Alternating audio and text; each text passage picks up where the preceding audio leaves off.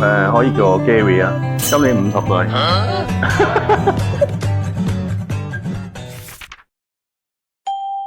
其實我今日種呢隻牙咧，之前個狀況係懸空咗好耐啊，即係剝咗好耐，但係一直都冇種牙，因為香港嗰啲一來好貴啦，咁啊冇丟低咗好耐冇搞啦，咁一路都有留意國內都其實呢一年幾好多牙科診所嘅，咁咪喺度試下揾下睇下有咩技術上面了解多啲，先至去安排啦。就係 Facebook 咯，嗰次無啦啦，可能我近排成日搜尋啲牙齒，睇嗰啲點樣種牙，咩方法，有咩品牌啊，咁啱見到你哋，佢咁啱就喺度講緊50歲種牙，我就啱啱今年啱50歲冇耐啫嘛，跟住又覺得啊係時候要搞一搞，又見到佢講廣告，即刻一約佢即刻覆我。咁啊咁啱就到時間咪過嚟咯。幾年前咧就唔興種牙嘅，就興補牙，補完牙跟住做翻個牙套。咁以前都有做過嘅。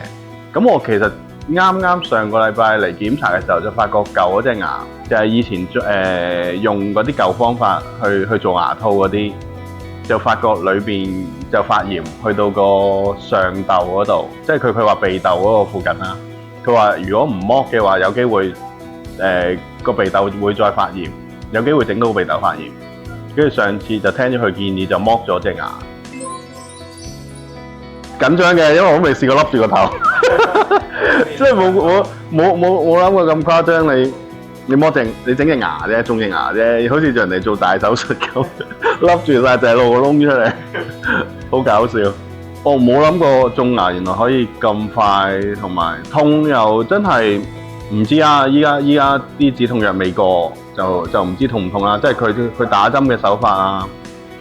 就冇嘢嘅，真係打咗針，跟住縫針，一啲痛嘅感覺都冇嘅。檢查有嘅，都詳細檢查嘅。佢都講咗我，因為我以前剝呢隻牙嘅時候，原來有一條筋未剝得清楚，咁佢頭先就應該喺手術前咧就幫我掹埋出嚟，咁就先再種嗰條螺絲釘落去，咁佢都一次過整好晒，都好快啊！咁我諗成個過程由我瞓低打針到轉個螺絲釘整好晒，都好似唔使5分鐘。